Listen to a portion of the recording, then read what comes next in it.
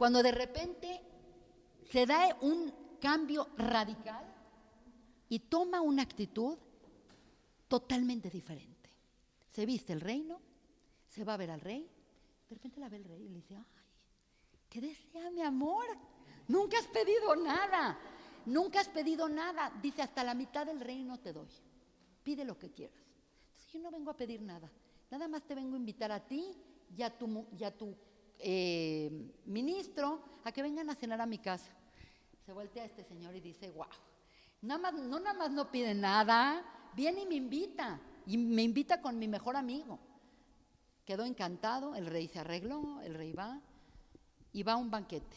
Y ella en ese banquete prepara la situación para acusar a Amán y para abrir quién es ella y para prevenir esta catástrofe, que es espectacularmente horrible, porque dice 3 formas diferentes de muerte. Dice que hicieron un decreto para Leabed, ahorita se los voy a traducir, Leashmid o Learog. ¿Qué quiere decir? El decreto era matar, asesinar y acabar con todos los judíos del reino. Está como con 3 tipos de sentencias. La primera noche no se siente totalmente segura. Como que tiró la buena onda, preparó un poco, pero no sintió que tenía el asunto bien en sus manos. Entonces les dio de tomar, les dio de comer, les cantó y les puso. Tomó una actitud y el rey estaba encantado, el ministro estaba encantado. Todo. Le dijo, ¿saben qué? La pasé tan bien que quiero que también vengan mañana. Y entonces dijo, a ver si mañana me atrevo, porque no era su personalidad. Entonces toma todavía otro día completamente para agarrar esa fuerza, esa actitud empoderada, porque eso es lo que ella hizo. Algo que es en contra de su naturaleza. Ella no era así. Pero ella vio las circunstancias y dijo, no. Por algo estoy acá, tengo que hacer algo para quitar este edicto. Entonces la segunda noche se puso así totalmente fuerte, hizo todo perfecto y acusó a Amán de hacer esto. Y le dijo, yo soy judía y él quiere matar. Y entonces el rey se quedó como tonto, como diciendo, ¿de verdad eres judía? Después de 13 años o 12 años me vengo enterando que tú eres. Y entonces lo puso entre la espada y la pared y esto y el otro. Y además provocó un poco ella que el rey le tenga celos a Amán, porque ella le tiraba demasiado buena onda a Amán durante la cena. Entonces el rey como que empezó a sospechar y dijo, oye, como que este ministro se le está subiendo la confianza con la reina. Entonces fue una estrategia extremadamente brillante por parte de ella y cae Amán, se quita el decreto. La verdad no se quita porque no se podía quitar un decreto del rey, pero se permite a la población defenderse y avisar y cambiar la situación. Pero lo más increíble de todo de esta historia es que esta mujer, que aparentemente 13 años está como velada, desaparecida, que no tiene ninguna importante actitud, de repente se pone a exigir. Y entonces no nada más cambian el decreto, no nada más le dijo, y ahora cuélgalo, y ahora a sus hijos, y ahora hace esto, y ahora permite el otro, y ahora acá, y ahora allá. Cuando se da cuenta el rey, ella tomó posesión de todo lo que tenía el poder el ministro. Se cambia totalmente la situación. Tiene un hijo con el rey, que es Darío II. Y Darío II, que es hijo de Esther con Ahasverosh, con Asuero, permite la construcción del Betamigdash y es cuando regresan con Esdra y Nehemia a construir el templo.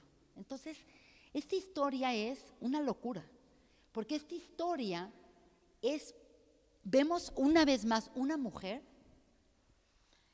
que tiene una actitud muy femenina, una actitud muy secundaria, como en general las mujeres históricamente la han tenido, y que de repente se pone y saca adelante la situación, agarra la crisis, agarra la situación y se empodera de la situación y cambia el curso de las cosas y redime al pueblo de Israel de estos dos exilios.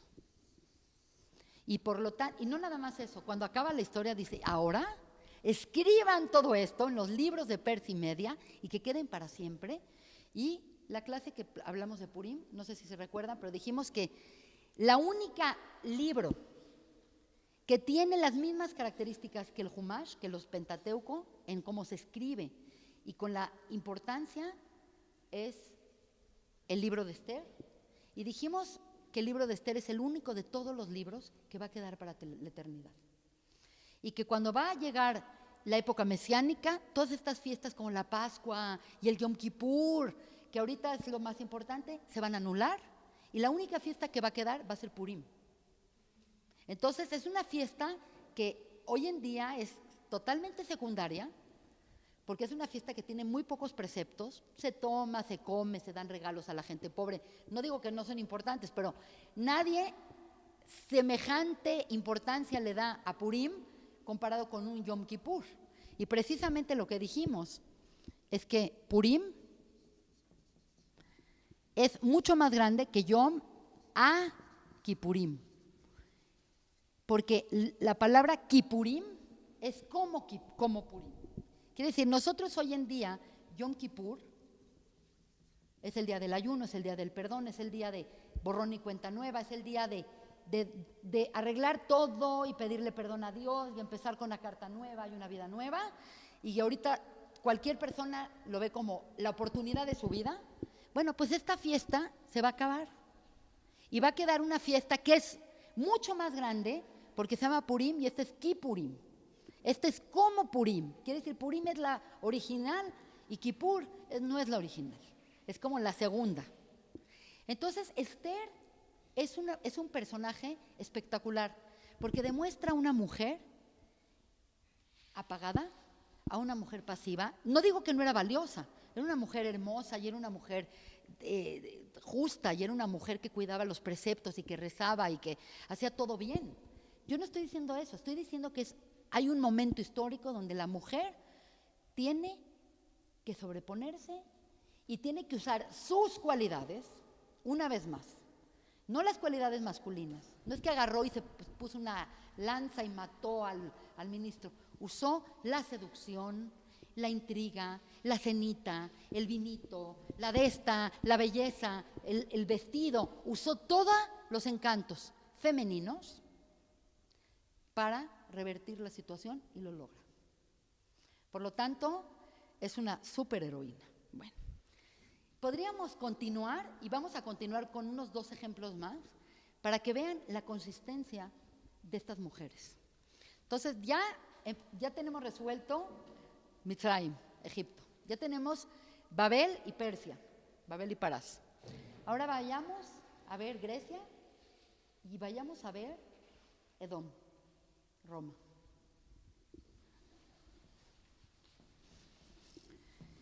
En Grecia cuesta mucho trabajo entender que había exilio, porque acá se nos cambia el paradigma de que es un exilio.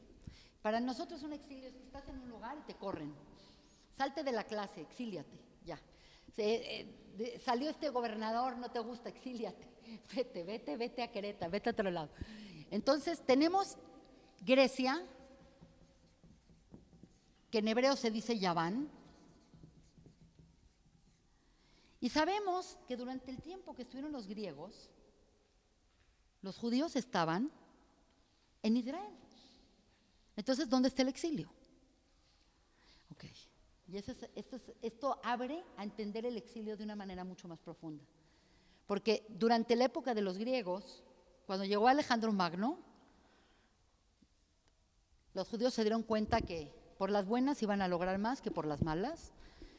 Y la historia cuenta, en la Gemore, el Talmud cuenta, que dijeron, no, contra ellos no podemos, porque venían marchando unos ejércitos espectaculares, con caballos, con elefantes, tenían una fuerza impresionante. Entonces, cuando llegó Alejandro Magno, los sabios de Israel dijeron, no les podemos poner a las patadas, nosotros la verdad no somos necesariamente muy cinchos en la guerra y esto y el otro, Entonces hicieron una estrategia muy inteligente y vistieron a todos los niños de blanco, les dieron flores en las manos y fueron a recibir a Alejandro Magno. Entonces cuando llegó Alejandro Magno, dijo, este es un pueblo espectacular, acá no hay que hacer guerra, acá nada más hay que traer la grandeza griega. Y mientras estuvo Alejandro Magno, todo muy bien, pero saben, Alejandro Magno vivió muy poco, y después todo el imperio griego quedó dividido entre los Seleucidas, que estaban en la parte de Siria, y los Ptolomeos, que estaban en la parte de Egipto.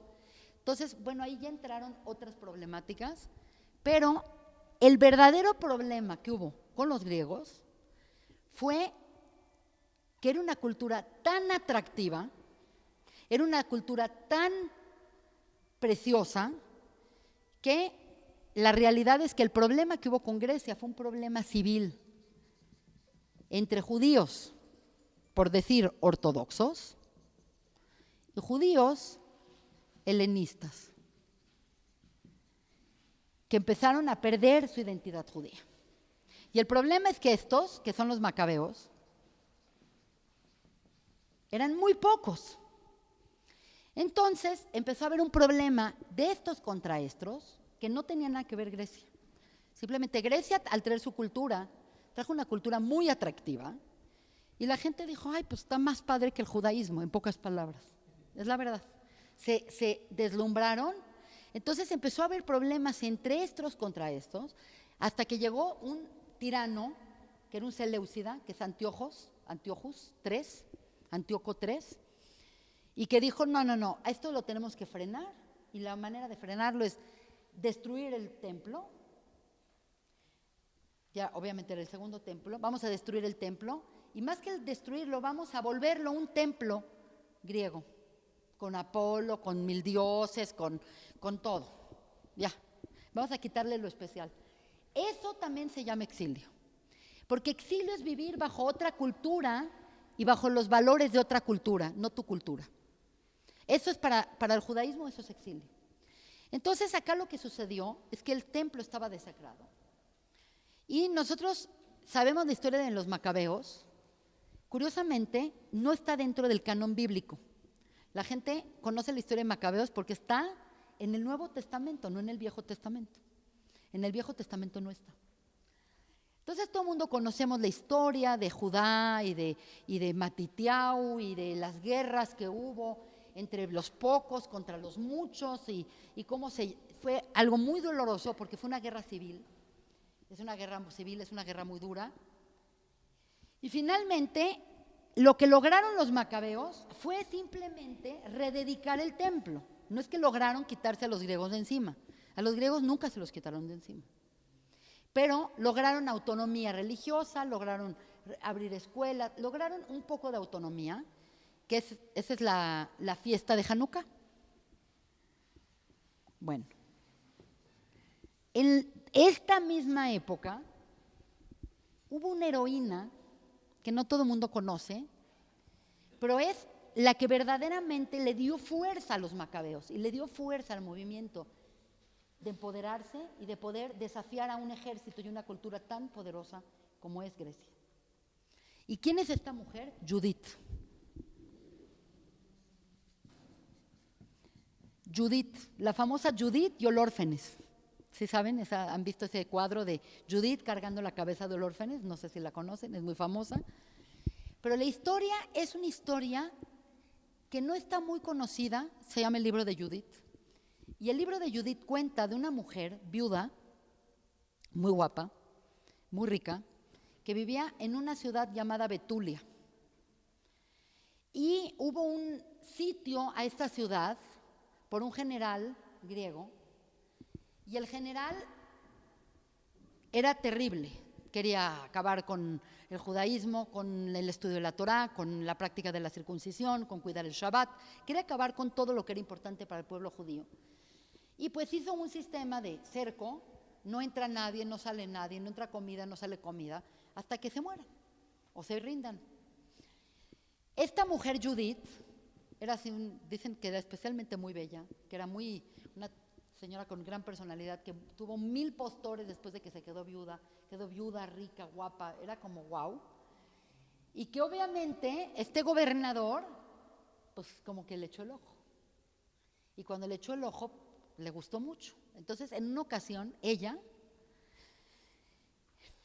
fue con los guardias y le dijo, ¿sabes qué? Traigo un pequeño regalo para el gobernador, como un poco haciéndole la barba, por así decir. Entonces fue con el gobernador y le llevó muy buen vino y le llevó esto y le llevó el otro. Entonces el gobernador dijo, pues a lo mejor tengo chance con esta señora. Entonces esta mujer seductora, interesante, con gran personalidad, vestida de viuda, pues, le inspiró mucha confianza al gobernador. Entonces les dijo a los guardias, cuando quiera volver a salir, déjenla salir. Y más si dice que me viene a ver a mí.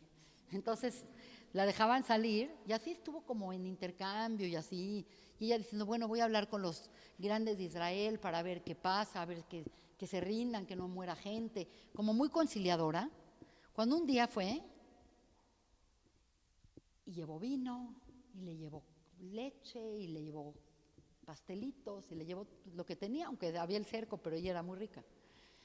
Y el gobernador Olórgenes tomó y todo, y se le estaba aventando encima, la verdad, así, tal cual dice el libro de Judith, que se le aventó encima. Y él dice, no, espérate un poco más, toma un poco más, déjame, yo también voy a tomar. Y que le dio muchísimo de tomar y que se quedó el dormido y lo mató. Sacó una espada dentro de sus cosas y riácatelas, le cortó la cabeza. Es una historia que hay miles de cuadros, de Caravaggio hay cuadros y hay muchos cuadros de pintores muy importantes, barrocos, etcétera. Pero esta historia es una historia que no se le da tanta importancia porque no está dentro del canon bíblico, pero es una historia muy importante porque permitió la posibilidad de vencer a este gigante ejército griego. Entonces, gracias a esta pequeña liberación de una ciudad, tuvieron fuerza los macabeos, los cuales eran unos sacerdotes cero preparados para la guerra. No es que era el ejército más picudo, cero. Eran débiles, eran estudiosos, eran gente que no sabía, pero pudieron agarrar la fuerza y decir, esto es la muestra del deseo de vivir y de liberación y de la redención que hay. Por lo tanto, queda plasmada la historia de Judith como la historia que da lugar a la resolución del exilio de Grecia. Entonces, este es un tema muy importante. Hay muchas otras, pero ya vamos a llegar a la última, que es la más importante. Y la más importante es la redención que estamos esperando, que todavía no pasa. Y es la redención del exilio de Roma, llamado Roma porque los que destruyeron el segundo templo fue Roma. Fue Tito, Vespasiano, todo este grupo de gente fueron los que destruyeron el segundo templo. Y es la de Edom. Este exilio es el más duro, es el más perverso.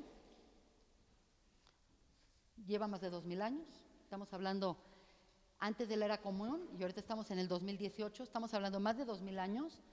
Y si esperamos a la realidad de cómo fue anunciada la historia, que este mundo va a vivir de una manera 6000 años, y estamos en el 5778, aunque no estemos perfectamente bien, pues ahí están 200 y pico de años nos están faltando para la época mesiánica. Entonces, por eso es descrita como el abismo al principio del Génesis, porque un abismo es algo que no acabas de ver el final, es como una caída tremenda. Inclusive lo estudiamos en algún momento, los que estuvieron conmigo en el curso de Génesis, dijimos que Jacob tuvo un sueño en una escalera que veía ángeles subir y bajar, y en algún momento vio un ángel que subía y subía y subía y subía y subía y no bajaba. Y le preguntó a Dios, ¿por qué no baja este ángel? Y dice, es el ángel de Edom, es el ángel de Isaf, que va a subir, pero va a bajar. Y le dice, así que no estés tan angustiado, va a estar terrible, pero va a bajar. Entonces, es un exilio muy doloroso, muy largo, con altibajos muy fuertes. En el interín tenemos todo tipo de cosas buenas, cosas malas. Tenemos la Edad Media y tenemos la Inquisición y tenemos miles de cosas que han sucedido, unas para bien y unas terribles para el pueblo de Israel. Y dentro de ese exilio hay más que una profecía, por no decir que hay en el libro de Daniel, en el libro de Ishayahu y que es Isaías, en el libro de Yehezkel, que es Ezequiel. Tenemos muchísimas fuentes que hablan de que ese exilio se va a solucionar. Y ese exilio se va a solucionar en una época que nosotros, la Torah lo llama como el final de los tiempos. Quiere decir, aunque nosotros vemos como que este mundo está forever and ever y que va a durar eternamente, no es el concepto ni bíblico, ni cabalístico, ni que guarda el judaísmo. Este mundo es escenario a una historia que tiene un principio y que tiene un fin y que tiene un propósito. Esto no es así como que, bueno, ya los creé y ahora hagan lo que quieran y vivan miles y millones de años. No, hay un momento histórico, hay una finalidad histórica y hay una conclusión histórica. Y eso es algo que lo creen prácticamente las tres grandes religiones. Esa época mesiánica que compartimos los judíos con los cristianos, inclusive los musulmanes, estamos esperando algo similar, aunque por otros lados. Pero hay algo de eso, de un concepto mesiánico. Y el concepto mesiánico, hemos dicho acá, que no es una época de magia, no es una época donde va a cambiar la historia su curso, simplemente es una época donde este mundo va a llegar a su mejor versión. Un momento de conciencia mayor por una parte importante de la humanidad. Y la cosa más increíble de todo es que es una época 100% femenina. Ok, esto no significa bajo ningún concepto que los hombres se mueren o que no hay hombres. Eso es absolutamente absurdo. Es una época que permea una energía femenina. Se valora la energía femenina. Se vitaliza y se mete esa energía femenina y es lo que determina la diferencia entre estos 6,000 años y los siguientes 1,000 años de humanidad. Es una época de paz, es una época de prosperidad, es una época de buena administración, es una época donde nos vamos a dar cuenta que todo lo que hay en este mundo alcanza para todos. Es un momento en donde el exceso de un país se va a ir a otro país y la tecnología de un país pues se va a ir a otro país. Y entonces el mundo entero se va a beneficiar de un sistema que el mismo sistema va a proveer para todos los habitantes. Eso es lo que estamos esperando, que es un poco el concepto de cómo era la vida en Gan Eden. La vida en Gan Eden era una vida donde el sistema proveía para Adán y Eva. Quiere decir, no tenían ellos que trabajar, no tenían que ellos sembrar, no tenían que ellos pasar por todo el proceso, no había proceso, era simplemente vivir, que el sistema proveyera para ti sin que tú te tengas que matar para sacarle al sistema. Entonces, quiero explicarles qué pasa en este exilio y por qué lo soluciona y por qué se inaugura una época femenina. Y la heroína de esta época no es ni más ni menos que Ruth. De las 5 Megilot, de los 5 libros que están aparte de la Biblia, hay 5 libros, Eclesiastes, Coelet, Esther, Ruth, la Megilat Ruth. Ruth es una mujer que vivió en su contexto histórico, vivió en la época de los jueces, creo que dimos una clase de ella, ¿no? Lo importante de Ruth es que Ruth, que es una mujer gentil, que no es judía, que viene de una familia rara, que hablamos acá de Lot y el incesto y esto y acá el otro, Ruth acaba incorporándose como una conversa perfecta al pueblo judío. Y Ruth, en una circunstancia muy rara, tiene a un hijo llamado Obed. Y Obed es el hijo de Ishai. Y Ishai es el padre ni más ni menos que del rey David. El rey David es el ultimado rey. Quiere decir, no es él, es alguien como él, alguien de su casa, alguien de sus características, alguien que viene de esta fuente, que es el ultimado Melech, que es la encarnación del Malhut. Y dijimos que el Malhut es femenino. Eso no quiere decir que él es gay. No, él es un ser donde se valora lo femenino, su época, su proyección, él como un compositor de salmos, como un músico, como un hombre, no sé cómo se imaginan a David, pero la Biblia nos dice que era chiquito, era muy pálido, era pelirrojito, tenía rulitos, era como un hombre pequeño, un poco, es mucho más semejante al David de Donatello que al David de Miguel Ángel. Miguel Ángel hizo una locura, pero lo ves y dices, oh, era como Goliat. No era como Goliat, era un jovencito chiquito, con rasgos y con maneras muy, muy nobles, muy deliciosas. Pero aquí lo que vamos a ver es que es Ruth, una mujer que encarna, que es necesaria para que haya un David. No es como un accidente en la línea del Mesías, una Ruth, porque les quiero nada más contar en manera súper breve la historia de ella. Ella es una princesa de Moab, una mujer educada, que es hija de un rey que se llama Eglón, o nieta. Entonces es una princesa moabita, que se casa con un judío que viene de la tierra de Yehudá, porque acuérdense que para que salga David siempre tiene que venir de Yehudá, que se llama Mahlón. Y se le muere el marido sin tener hijos, y se le muere el cuñado sin tener hijos, y se le muere el suegro. Entonces se queda la suegra con las dos nueras, y una de ellas es Ruth, en la pobreza extrema en Moab. Y pues la suegra les dice, ¿saben qué? A las nueras les dice, ¿saben qué? No tengo nada para ustedes, ni lana, ni marido que las pueda mantener, ni terreno, ni hijos. Ya estoy grande, yo ya no puedo tener más hijos, así que regrésense a sus casas. Ustedes son princesas moabitas, regresen a sus casas y olvídense de esta aventura y ya. Acá como que no pasó nada, yo me voy a regresar como una limosnera y ustedes se van a regresar a su casa, porque ni siquiera puedo ofrecerles nada. Es más, me estorbaría que vengan conmigo, porque la verdad no están tan bien vistos los moabitas en la tierra de Israel. En algún momento lo hablaremos.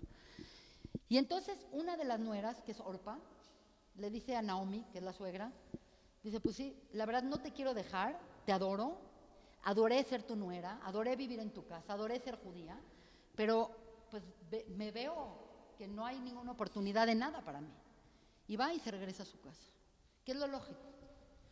Pero por otro lado, Ruth se le pega a Naomi y le dice la declaración de amor más importante, que es: tu Dios es mi Dios, tu pueblo es mi pueblo, donde vivas viviré y donde mueras moriré.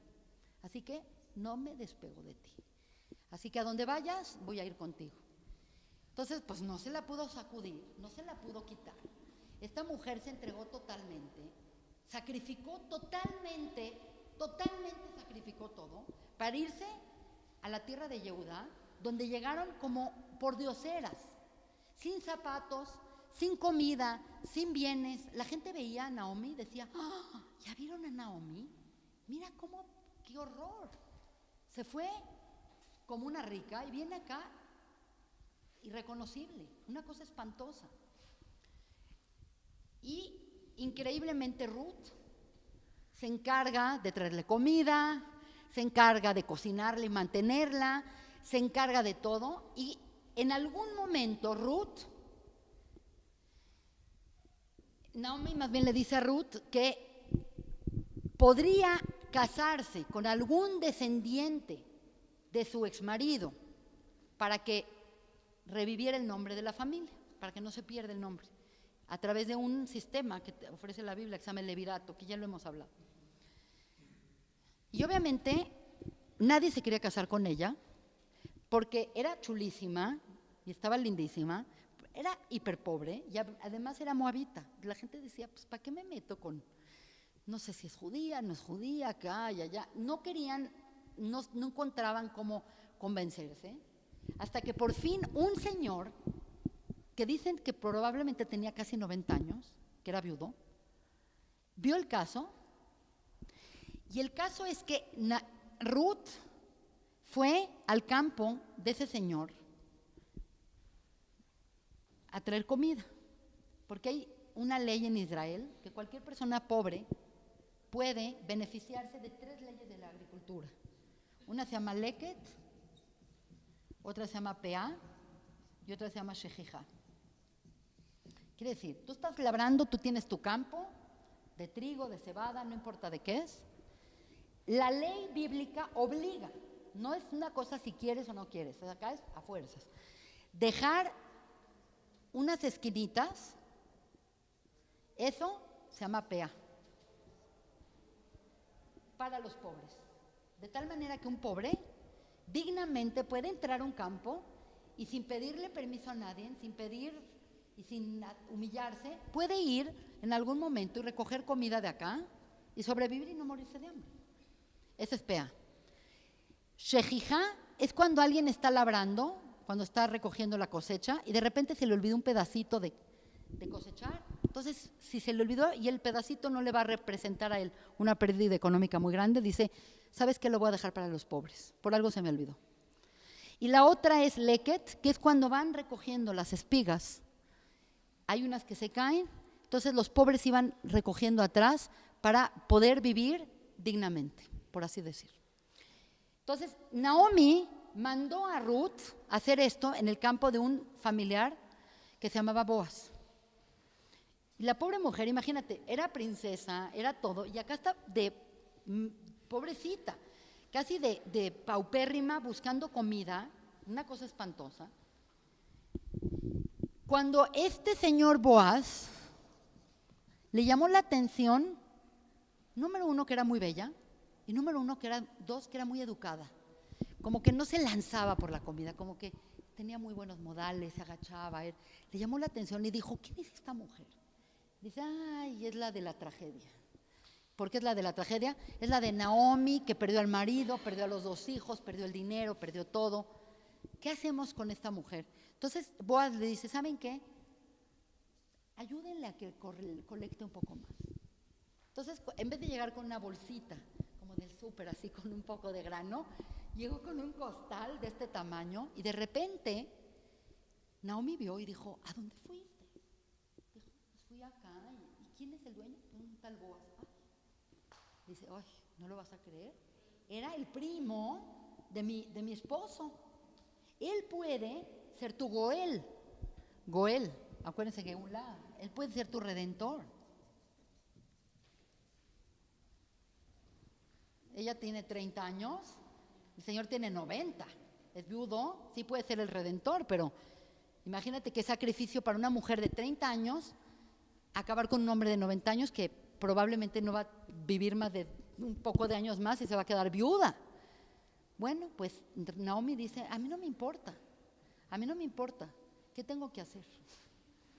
Y le dice Naomi, pues te le tienes que aventar. Te le tienes que aventar. Esto es a lo que yo quería llegar. Ella, obviamente, dentro de un recato, una modestia, una finura, porque era una dama, va en la noche, está Boaz en el granero, lo descubre y le agarra los pies. Se levanta Boaz y dice, ¿qué es esto? Entonces ella le dice, soy Ruth. Nada más te quiero decir que tú puedes ser mi redentor. Que gracias a ti no se pierde el nombre de mi suegro ni de mi esposo. Es decir, los hijos que pudiéramos tener, en pocas palabras, le van a dar nombre a los difuntos que murieron, porque el levirato era eso, era casarte con una mujer viuda que no tuvo hijos del marido para dar hijos en nombre de ese marido, del difunto, no tus propios hijos. Entonces le dice eso a Boaz. Y bueno, Boaz tiene varias disyuntivas. Una decir no, otra decir, bueno, lo voy a pensar, y otra decirle, vente. Así. Entonces él dice así, dice, mira, hay una persona más cercana, un hermano de tu suegro, que es muy grande, pero a lo mejor quiere. Y si él no quiere, yo me comprometo a que yo voy a ser tu redentor. La vio desesperada. Entonces, como diciendo, no creas que, no es nada más, ay, una mujer joven y me la voy a pasar bien, porque tenía mucha responsabilidad. El redentor tenía que dar su hijo en nombre de esa persona, mantenerlo, y era como un padre biológico, no biológico, era como un padre privado, postizo, un padre adoptivo. Le dice, pero ¿sabes qué? Pasa la noche acá, no te voy a tocar, no vamos a hacer nada, y en la mañana te prometo a primera hora de la mañana atender este asunto y ya te voy a dar una solución.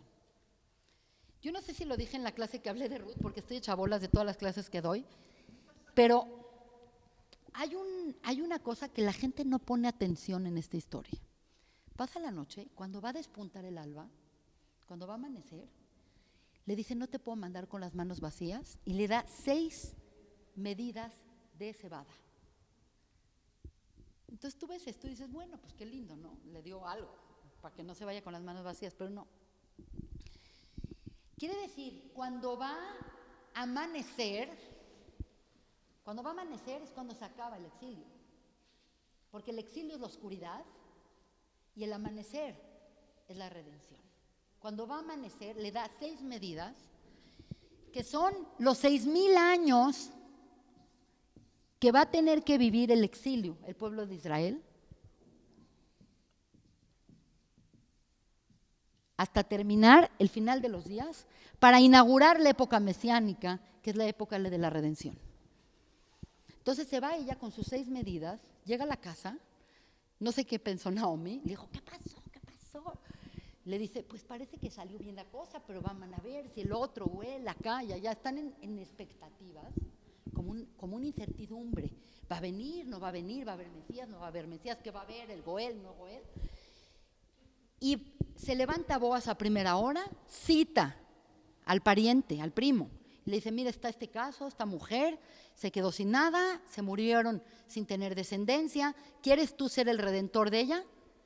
Y esa persona, que no sabemos su nombre, pero se llama fulano de tal, que en hebreo se llama Ploni Almoni, que es así como fulano de tal, dice, la verdad, toda mi vida me he hecho de un buen hombre, ¿para qué me meto en este problema?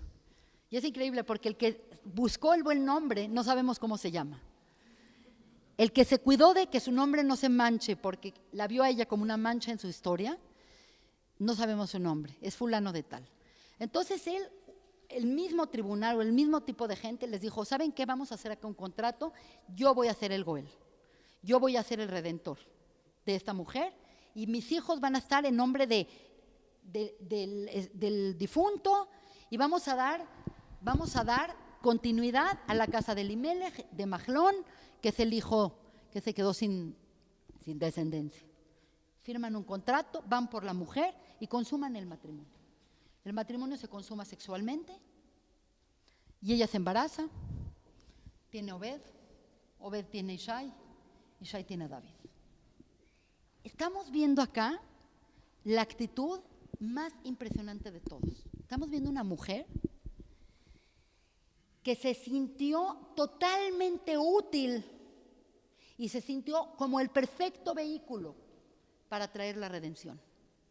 No tuvo pena de pedir comida, no tuvo pena de aventársela a la persona. Se arregló, quiere decir, utilizó toda su feminidad, utilizó todas sus gracias para hacer lo correcto, y ella es la madre, es la abuela, la bisabuela del Mesías. Eso es lo que genera el Malhut. Para terminar, para que se entienda esto de una manera un poco más gráfica, quiero expresarles el siguiente concepto. Hemos dicho que la creación se fue en 7 etapas que son las 7 sefirot inferiores del árbol de la vida. Cada etapa de la creación, así como el primer día Dios hizo la luz, el segundo día separó las aguas, cada día también es un milenio, como lo explicamos acá. 1 milenio, 2 milenios, 3 milenios, 4, 5 y 6. Tenemos que recordar que lo primero que creó Dios fue la luz, el or, y lo último que creó durante su proceso de transformación fue a la mujer. En pocas palabras, lo que estamos acá diciendo es que la creación va de lo más inespecífico a lo más específico, de lo más general a lo más particular. Quiere decir, de toda la creación, donde se vuelve la cuestión más perfecta de la expresión de la creación, es en lo femenino. Y también es lo más complejo, y también es lo más difícil de entender. Lo que sucede es que este periodo de tiempo de 6,000 años, la Kabbalah lo llama el Zeir Anpin, llamado también el rostro pequeño.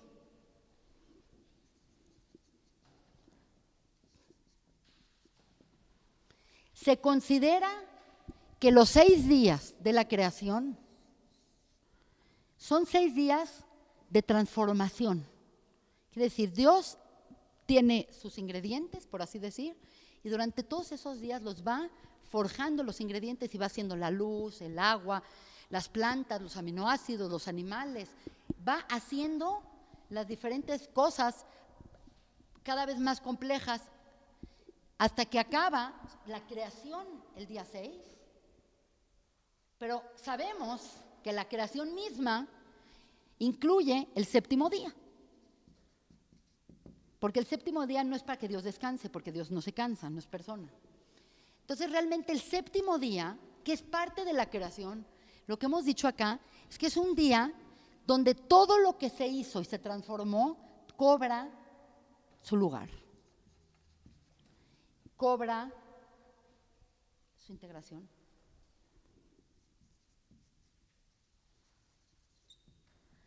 Y cada cosa ocupa su perfecto estado. Ese es el concepto de Malhut y es el concepto de Shabbat. Shabbat no es un día para cargarte las pilas para el resto de la semana. Al contrario, Shabbat es el día que le da sentido a toda tu semana. Quiere decir, durante toda la semana estás transformando y hay un día que cesas esa transformación y te volteas y entonces todas las cosas que hiciste cobran sentido y ves para a dónde estás yendo y qué lograste y qué no lograste. Porque si una persona se va en automático transformando y transformando y transformando, vive en una inercia y no se da cuenta ni qué está haciendo, no está recapacitando, no está incorporando, no está integrando. Ese es el concepto de Shabbat. Shabbat no es un día para descansar. Obviamente, de paso descansas de transformar, pero también no es un día tan fácil. No es necesariamente un día, es más fácil ir al templo en coche que ir caminando, y más si vives en una loma. El punto es que la transformación se considera en Kabbalah masculina. La fuerza masculina vista por la Kabbalah es la fuerza de transformar, de cambiar, de afectar, de hacer. Por eso, al Zeir Anpin, al rostro pequeño, se le llaman los días masculinos, los días de transformación o los milenios masculinos. Entonces esto significa que históricamente es más evidente durante estos milenios la preeminencia masculina que la femenina. Porque requieren de fuerzas masculinas para transformar este mundo que vivimos. Entonces, son milenios que hemos visto, los gobernantes, las pocas reinas que han habido, son reinas que imitan a los hombres. No podemos cantar victoria de decir que hemos tenido una reina que valore lo femenino, porque una Catalina la Grande y estas reinas se vuelven como hombres. Y así dicen, de verdad, se puso los pantalones. Y no es necesariamente lo que es la feminidad. En cambio, el Shabbat, el Malhut, es un ambiente donde predomina lo femenino y lo masculino se baja un poco. Ahora, no quiere decir que va a haber un desbalance entre uno y otro. Lo que significa esto es que nuestra época soñada, nuestra época del final de los días, nuestra época mesiánica, este mejor mundo es el mutualismo que debe de existir entre lo femenino y lo masculino. Porque al final de cuentas, la redención la trajo Ruth y Boaz. Ambos se dieron su ego, se dieron su lugar, se dieron su ay, ¿qué van a decir o qué va a pasar? Cada uno entendió que era indispensable para el otro. Hicieron un mutualismo, una simbiosis, hicieron una como unidad, una perfecta, en donde ya no va a haber la fuerza masculina que quiere dominar y la fuerza femenina que se tiene que someter. Quiere decir, en esa época, que es la época sabática, que es de donde viene el concepto de Malhut, Malhut es llamado en la Kabbalah Nukva. Y la palabra Nukva viene de Nekevá, que significa femenino. Y lo más increíble de todo es que femenino en Kabbalah se refiere a lo que recibes. Nukva significa orificio. Significa que el óptimo de la mujer no es empoderarse y ser como un hombre. Eso es totalmente, ese es el feminismo erróneo. Obviamente en el interim la mujer va a tener que tomar estas actitudes un poco de aventarse, de seducir, de hacer. Sí va a tener que tomar una actitud que no es su naturaleza más íntima,